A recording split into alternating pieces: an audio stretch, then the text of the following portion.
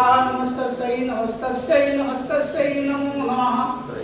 परमादरणीय हमारे अग्रज भाई पीके सिंह साहब, माननीय ऋतुनयन अखिलेश सिंह जी, गुप्ता सर, प्रिय विद्यार्थियों, जो आपकी कार्यशाला 17 तारीख से चल रही है उसका main topic role of geo informatics in soft skill enhancement and self employment जो रखा गया, तो इसमें रोल ऑफ जियो इन्फॉर्मेटिक्स या यूं कहें there are certain synonyms that are used in this context. Need of geo informatics, relevance of geo informatics या importance of geo informatics, इन शब्दों में इसको हम बयान कर सकते हैं। और इसी के साथ सॉफ्ट स्किल एनहांसमेंट और एम्प्लॉयमेंट की बात की गई। तो सॉफ्ट स्किल एनहांसमेंट क्यों जरूरी है, कैसे हम उससे एम्प्लॉयमेंट प्राप्त कर सकते हैं। सबसे पहली बात तो इसमें है जियो इन्फॉर्मेटिक्स ये क्या है। तो इस संदर्भ में मैं अपने कुछ तथ्यात्मक पॉइंट रखूंगा। सबसे पहले कि जियो इन्फॉर्मेटिक्स की हमको जरूरत क्यों है, इसको हम कहाँ यूज कर सकते हैं, इसकी जो बेसिक कॉन्सेप्ट्स हैं इनको पहले हम क्लियर कर लें, क्योंकि इसके पहले हमारे पूर्व वक्ता को आप सुन रहे थे they are related with the medical science, लेकिन वी आर डेवलपर्स, हम लोग भूगोल के विद्यार्थी हैं। तो भूगोल के विद्यार्थी होने के नाते हमें आप देखते हैं हमारा subject matter where why and how and what are to be, इससे स्टार्ट होता है। तो ये जो विज्ञान आप देख रहे हैं जिसको आप इन्फॉर्मेटिक्स कहते हैं, this is an umbrella concept. ये क्या है, एक छतरी संकल्पना है जिसके नीचे बहुत सारी टेक्निक्स जुड़ी हुई हैं। तो इनका हम कैसे अध्ययन करें, कौन कौन से ऐसे पॉइंट्स हैं जिनको हम विशेष ध्यान में रखें, इसके संदर्भ में वार्ता करने के लिए, क्योंकि आज जो सारे वैज्ञानिक विषय चाहे हम प्योर साइंस की बात कर रहे हों जिनमें फिजिक्स, केमिस्ट्री, ज़ुलॉजी, बॉटनी, जियोलॉजी, और चाहे हम ह्यूमैनिटीज और सोशल साइंस की बात कर रहे हों, इन सभी विज्ञानों का जो मूल आजकल एटीट्यूड हो गया है जिसको आप उपागम कहते हैं, जिसमें आप भूगोल में कई उपागमों को पढ़ चुके होंगे।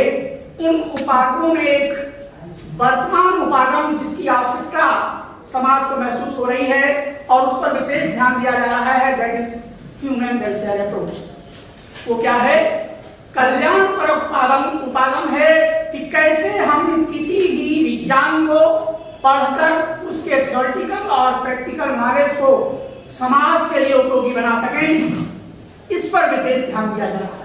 तो भूगोल के विद्यार्थी भी इसमें अछूते नहीं हैं, क्योंकि उनको भी इसकी जरूरत है। अगर आप इस पर ध्यान नहीं देंगे तो आपका भी विज्ञान पिछड़ जाएगा। इसलिए भूगोल को इस लेवल में लाने के लिए हमको भी इन सारी तकनीकों का प्रयोग करना है जिनको आप जियो इन्फॉर्मेटिक्स के नाम से जानते हैं। ये बात भी इसके भूमिका के तौर पर कह लें। और इस व्हाट इज जियो इन्फॉर्मेटिक्स पहले हमारा प्रश्न होता है, तो इसको क्लियर करें क्या चीज है जियो इन्फॉर्मेटिक्स। तो इसमें आप देखते हैं देयर आर टू वर्ड्स, इसमें क्या है, दो शब्द हैं, एक है हमारा जियो और दूसरा है इन्फॉर्मेटिक्स। जियो का मतलब है, आप समझ रहे होंगे विद्यार्थी हैं भूगोल के, that is related with the earth. Jio means related with अर्थ, और इन्फॉर्मेटिक्स क्या है उसको देखें, that is a science of processing of data for storage and retrieval. कि हम ऐसा विज्ञान या ऐसी तकनीकी जिसके माध्यम से हम डाटा की प्रोसेसिंग करते हैं, उसको एकत्र करते हैं, और अगर हमको जरूरत होती है तो उसकी पुनर्प्राप्ति भी करते हैं। तो दैट इज इन्फॉर्मेटिक्स। तो these are the 2 points, geo plus, तो 2 वर्ड्स का अलग अलग अर्थ। पृथ्वी से संबंधित वो विज्ञान जिसमें हम या यूं कहें धरातल की सूचनाओं से संचालित होने वाला वो विज्ञान या वो विषय जिनके एकीकरण को हम भूसूचक या जियो इन्फॉर्मेटिक्स कहते हैं। क्लियर? इसको फिर से आप देख लें, हमारे विद्यार्थी चाहें तो इसकी डेफिनेशन भी लिख लें। Geoinformatics is the integration of different disciplines dealing with spatial information. Note करें, geoinformatics is the integration of different disciplines. Different disciplines का मतलब हो गया विभिन्न विषयों से संबंधित है वो, और स्पेशल इंफॉर्मेशन देता है। और हम इसको अगर परिष्कृत रूप में चाहें तो हम ये कह सकते हैं कि ये विज्ञान, जिसको हम भूसूचक कहते हैं या जियो इन्फॉर्मेटिक्स कहते हैं, ये एक कला, विज्ञान और तकनीकी है। क्या है? This is an art, science and technology. और किसके साथ ये डील होती है? उसको भी जिसका संबंध भूसूचनाओं से प्राप्त संग्रह, कलेक्शन जिसको आप कहते हैं, प्रक्रिया, निर्माण, प्रस्तुतिकरण तथा प्रचार प्रसार, इससे संबंधित विज्ञान है।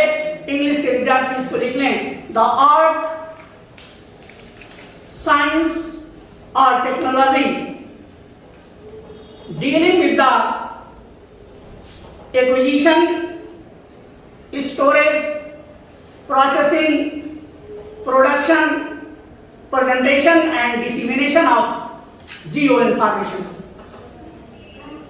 इसका मतलब हो गया ये है एक ऐसी कला, आर्ट, साइंस और technology dealing with the acquisition data की प्राप्ति, स्टोरेज संग्रहण, प्रोसेसिंग प्रक्रिया, प्रोडक्शन निर्माण, प्रेजेंटेशन प्रस्तुतिकरण एंड डिसेमिनेशन प्रचार प्रसार। तो ये विज्ञान क्या हो गया? भूसूचना विज्ञान एक ऐसी कला, विज्ञान या तकनीकी है जिसके माध्यम से हम भूसूचनाओं से प्राप्त संग्रह, प्रक्रिया, निर्माण, प्रस्तुतिकरण तथा प्रचार प्रसार करते हैं। तो this is clear that what is geo informatics. Geo informatics क्या है, इससे आप समझ गए हैं। अब मैंने अभी एक बात आपसे कही थी, this is an umbrella concept. Umbrella concept का मतलब है कि एक छतरी के नीचे कई चीजें शामिल हैं।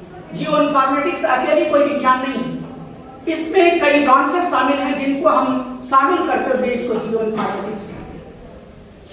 वो क्या है उनको मैं आपको बताऊंगा। इसके पहले इस जियो इन्फॉर्मेटिक्स के पैरेलल एक वर्ड आपने सुना होगा जिसका नाम है जियोमेटिक्स। इस जियो इन्फॉर्मेटिक्स के लिए एक वर्ड यूज होता है जिसका नाम है जियोमेटिक्स।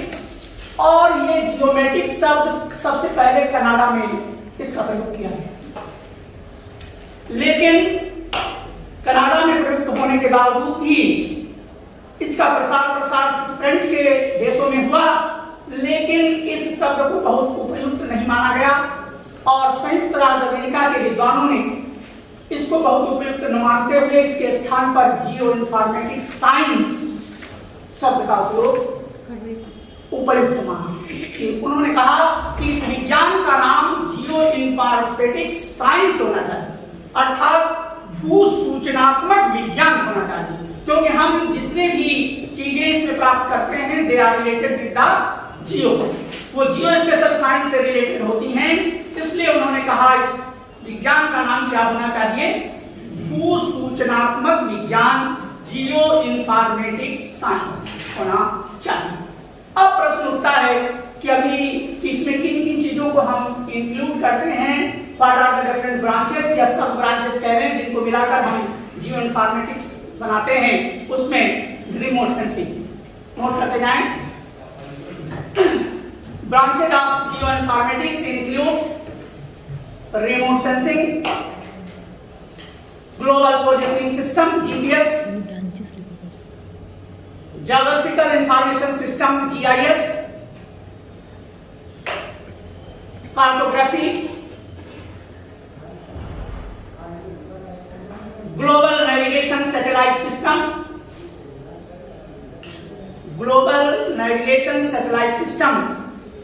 photogrammetry, ग्रेविटी और अंतिम DBMS, database management system. DBMS, database management system. All these branches they are included in geoinformatics.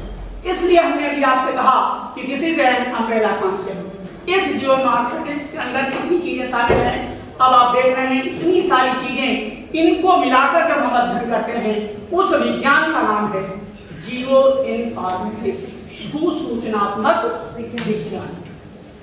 फिर बात आती है what are the different functions of this particular science. इस भूसूचना विज्ञान के कार्य क्या ये करती है, तो मुख्य रूप से इसके 3 कार्य हैं, उनको नोट कर लें। द 3 मेन टास्क ऑफ जियोइन्फॉर्मेटिक्स,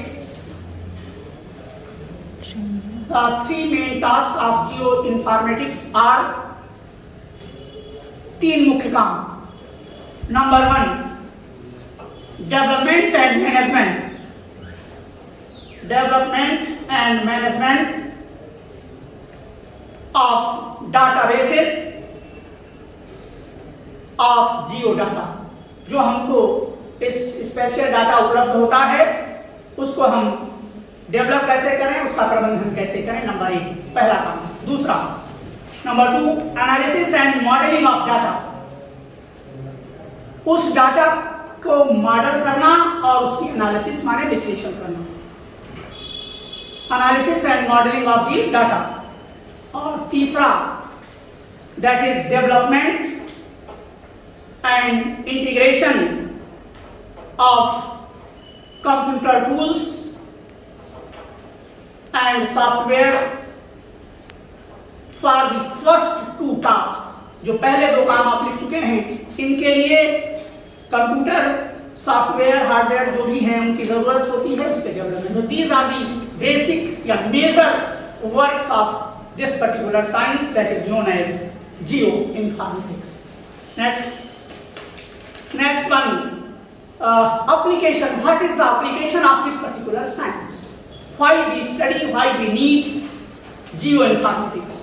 इस भूसूचनात्मक विज्ञान की आवश्यकता हमको क्यों होती है, नीड क्यों है, जिसको डाटा में लिख दिया है what is the role of जियोइन्फॉर्मेटिक्स।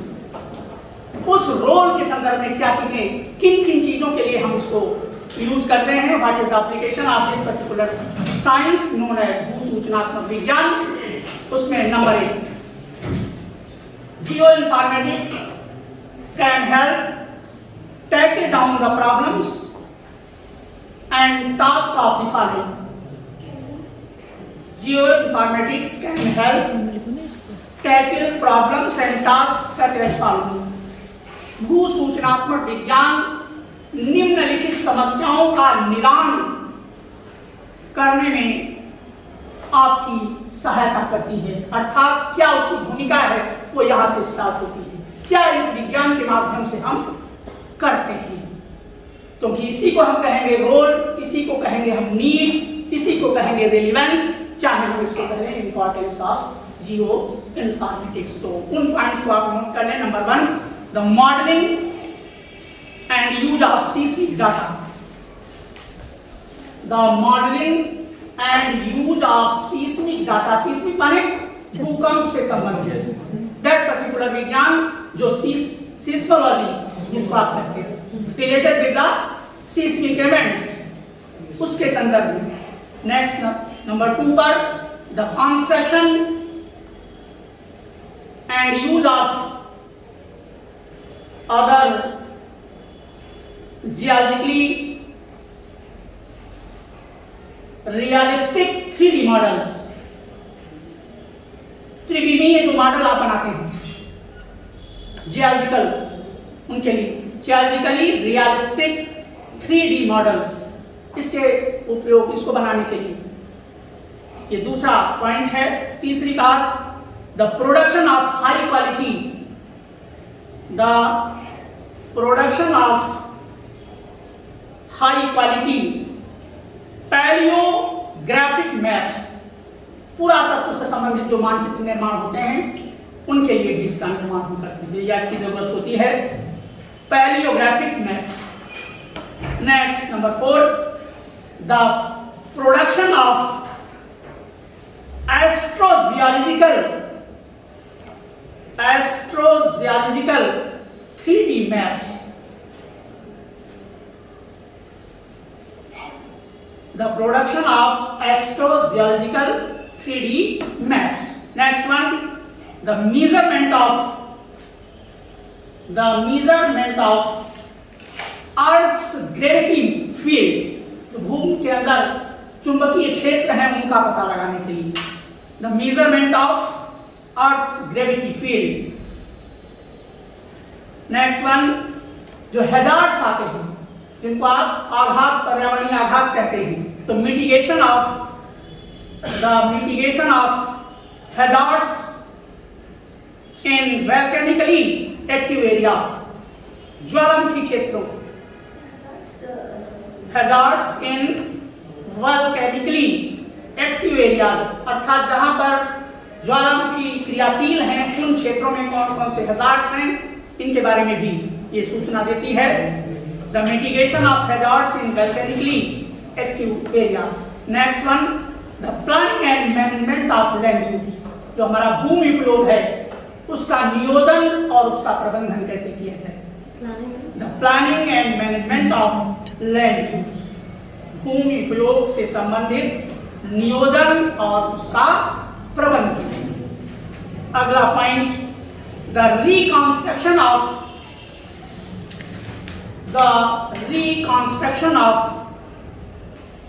Architecture and archaeological sites.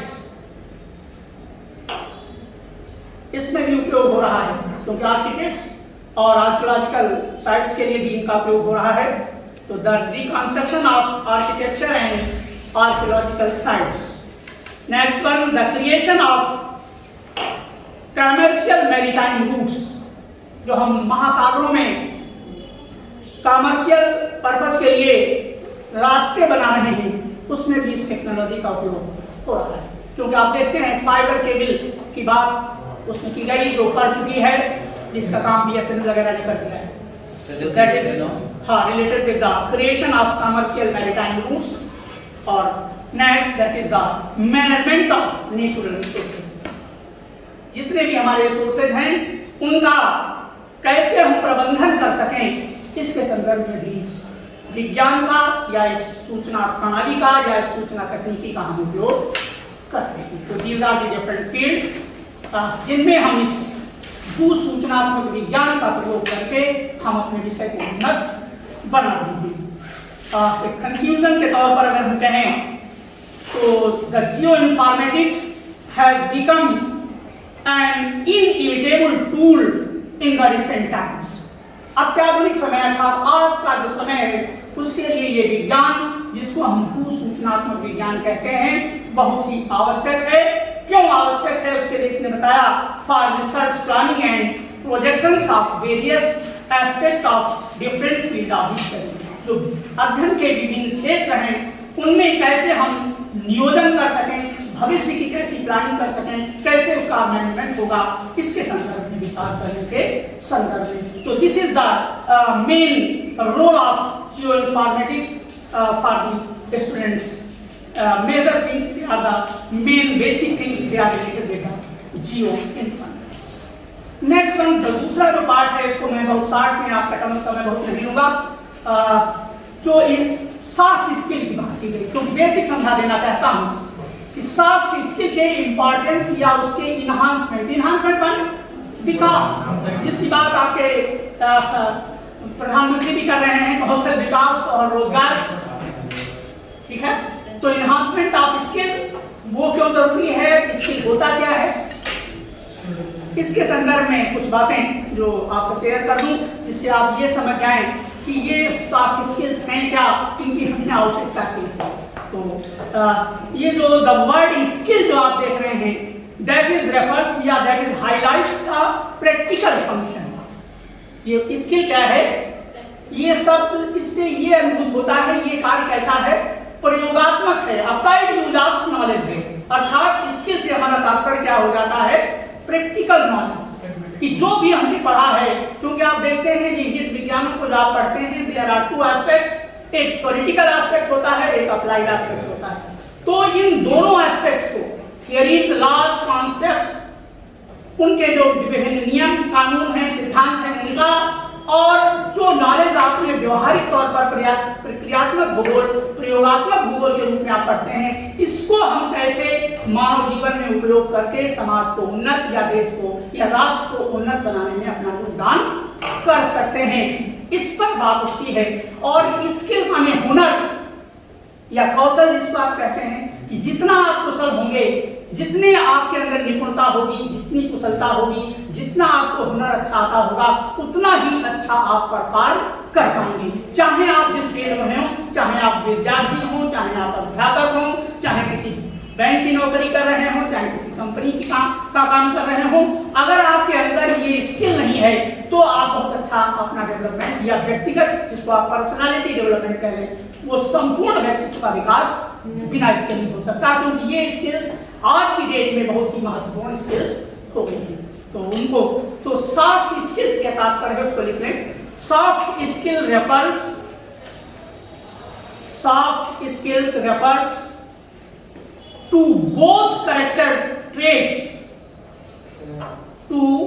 both character traits, trait माने विशेषता, both character traits and interpersonal skills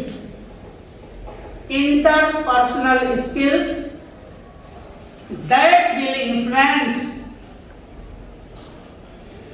how well a person can work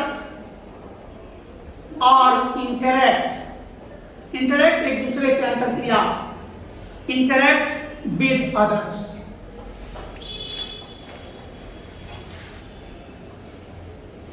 और थोड़ा विस्तृत शब्दों में कहें तो इसको एक डिक्शनरी है जिसका नाम है कॉलिंस इंग्लिश डिक्शनरी। तो according to Collins English dictionary, what is the meaning of soft skill, इसको भी नोट कर लें। According to Collins English dictionary, the term soft skill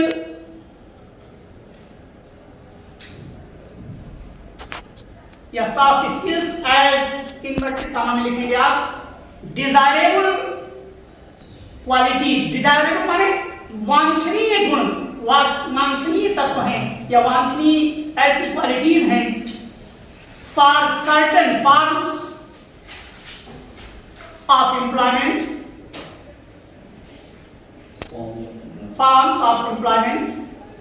that do not depend on acquired knowledge. They include common sense. केवल किताबी ज्ञान ही पर्याप्त नहीं, common sense की जरूरत है। तो they include common sense, the ability to deal, कि क्या आपके अंदर योग्यता है जिसके माध्यम से आप इसको डील करेंगे, the ability to deal with people, लोगों को हम कैसे डील करें, उनसे कैसे बातचीत होगी, एंड पॉजिटिव फ्लेक्सिबल एटीट्यूड, क्योंकि अगर आप ये सोचें कि हम बिल्कुल सख्त अनुशासन से काम ले लें तो नहीं हो पाएगा, हर जगह सख्ती से काम नहीं हो पाएगा। दोनों चीजें होनी चाहिए, सख्ती भी आवश्यक है और फ्लेक्सिबिलिटी भी आवश्यक है। अर्थात आपके जो आपका वर्किंग का तरीका हो उसमें दोनों तरीकों को अप्लाई करें। जहां हमको एडमिनिस्ट्रेटर के तौर पर सख्ती की जरूरत है वहां हम सख्ती से पेश आए, लेकिन हमको लचीलापन भी हमारे अंदर होना चाहिए। ये नहीं है कि हर समय आप सख्ती करते जा रहे हैं तो पूरे लोग छोड़ करके कंपनी चले जाएंगे, काम आपका बंद हो जाएगा। इसलिए दोनों चीजें जरूरी हैं, फ्लेक्सिबिलिटी एटीट्यूड भी होना मस्ट है। तो this is the definition of soft skills. इन सॉफ्ट स्किल्स के इनहांसमेंट की बात सिंह साहब ने इस कार्यशाला में कराई कि इनका हम कैसे इनहांसमेंट करें और क्यों इनकी जरूरत है, क्या जरूरत है सॉफ्ट स्किल के इनहांसमेंट की, उन तथ्यों पर हम आते हैं। तो in the essence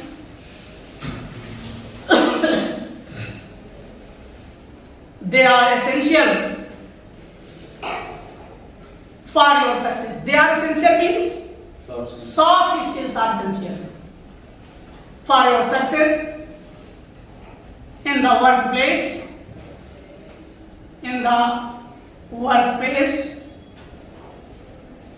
your company success. Workplace माने मान लीजिए मैंने अभी आपको कहा कि आप विद्यार्थी हैं तो आप महाविद्यालय में हैं तो आपका यहाँ कुछ दूसरा व्यवहार होना चाहिए। जब आप कंपनी में हैं तो वहाँ सफलता के लिए कुछ दूसरा आपको डीलिंग चाहिए, क्या व्यवस्थाएं चाहिए उसके तहत। एंड योर पर्सनल लाइफ, और आपका जो व्यक्तिगत जीवन है उसमें कैसे आप डील करेंगे। And your personal life. तो let us have some examples supporting for importance of soft skills. इन सॉफ्ट स्किल्स की इंपॉर्टेंस जो है इसके संदर्भ में कुछ उदाहरण आप देखें कि कहाँ कहाँ आपको इनकी जरूरत है, किन क्षेत्रों में जरूरत है। तो पहला, कैरियर प्रोग्रेशन एंड प्रमोशन। कि जब आपके कैरियर एडवांसमेंट की बात आती है, प्रमोशन की बात आती है तो वहाँ भी इन चीजों का होना आवश्यक है। Career progression and promotion. दूसरा, the modern workplace is interpersonal. The modern workplace is interpersonal.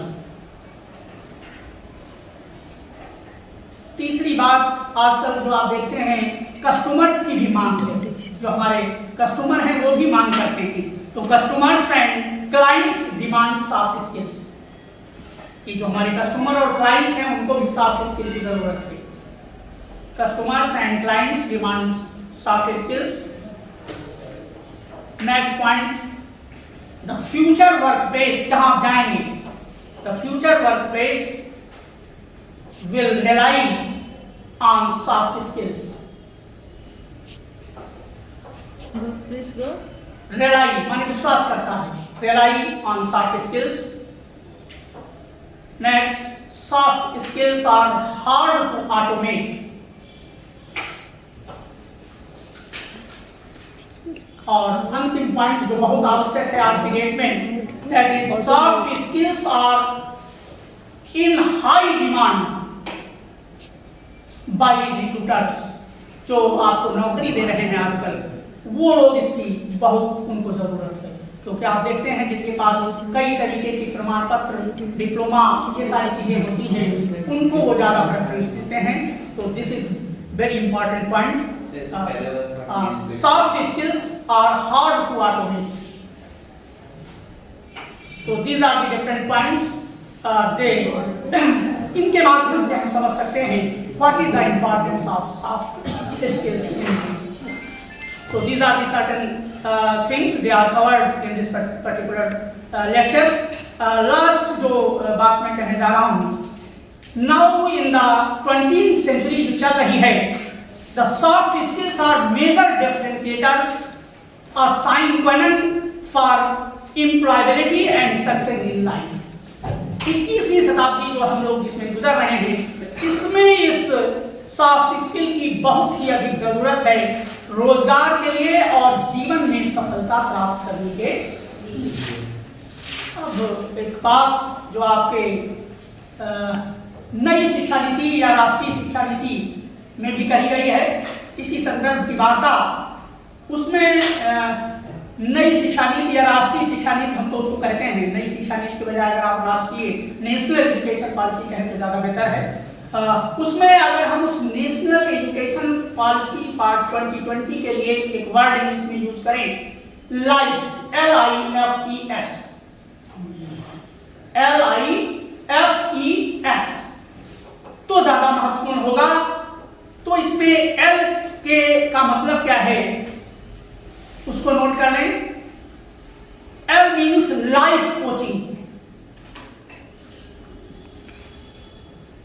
जिसकी बात आपके प्रधानमंत्री कर रहे हैं, शिक्षा नीति में निशंक जी ने की है, लाइफ कोचिंग। दूसरा, I for internationalisation of education, शिक्षा का अंतरराष्ट्रीयकरण, क्योंकि आप देखते हैं विभिन्न विश्वविद्यालयों से आपका टाइप करके आपको वहां से पढ़ाने की बात की गई है। That is related with the internationalisation of education. तीसरी बात जो अभी मैंने आपसे कही थी कि विचारों में लचीलापन होना चाहिए, तो that is related with the flexibility, लचीलापन। अब आप देखेंगे कि इस शिक्षा जगत से लचीलेपन का मतलब ये है कि जब आपको जिस तरीके की आवश्यकता हो, क्योंकि demand of the time and demand of the society, इस पर किसी भी विज्ञान का चिंतन फलक निश्चित करता है या निर्धारित होता है, क्योंकि जो भी आपका वर्तमान मांगता है वो आप दृष्टिकोण या वो उपागम उस विषय में आप अपनाने का प्रयास करते हैं। क्योंकि आप जो हिस्टोरिकल इवेंट्स या हिस्टोरिकल थिंग्स पढ़ते चले आए हैं भूगोल के बारे में, उसमें कई उपागमों को आप पढ़ते चले आए और उनका सबका खंडन होते होते आज वेलफेयर अप्रोच की बात होने लगी। तो ये this is the changing paradigm of geography. ये क्या है? किसी भी विषय का बदलता हुआ चिंतन फलक है। वो किसी भूगोल की ही बात मैं नहीं कर रहा हूँ, किसी भी विज्ञान, चाहे वो विशुद्ध विज्ञान हो चाहे हमारे सोशल साइंस हो, सबका एक दृष्टिकोण आज की डेट में है। तो उस पर, और तीसरा number next, E for employability generation. कैसे हम रोजगार को उत्पन्न कर सकें, अर्थात ऐसी शिक्षा पद्धति जिससे रोजगार का सृजन हो सके। एम्प्लॉयबिलिटी जनरेशन, रोजगार का सृजन। और अंतिम चीज that is structural changes in education system. जो हमारी शिक्षा पद्धति है उसमें स्ट्रक्चरल चेंज होना चाहिए, जिसको आप देख रहे हैं चेंज हो रहा है। सीबीएस सिस्टम और ये सारे क्रेडिट सिस्टम जो आपके सामने आ रहा है, that is the part of structural change in education system. तो these are the certain things in the context of this particular workshop. और कुछ एक दो लाइन मैं आपके लिए कहूँगा कि आप अगर इन चीजों को, तो समय के साथ अगर आप नहीं बदले तो आप पिछड़ जाएंगे। इसलिए समय के साथ आपको चलना है और ये नहीं देखना है, क्योंकि कुछ लोग रिसोर्सेज का रोना रोने लगते हैं कि आप हमारे पास संसाधन नहीं, अर्थात हमारे पास स्मार्ट क्लासरूम नहीं, इंटरनेट नहीं है। ये सारी बात की है। पहले आपकी एक दृढ़ इच्छा शक्ति होनी चाहिए, इसमें बदलाव लाने की जरूरत है। तो उसके लिए मैं दो लाइनें आपके लिए कहूंगा। बदल जाओ वक्त के साथ या फिर वक्त बदलना सीखो।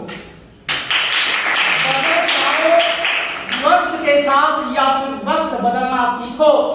मजबूरियों को मत कोसो, हर हाल में चलना सीखो।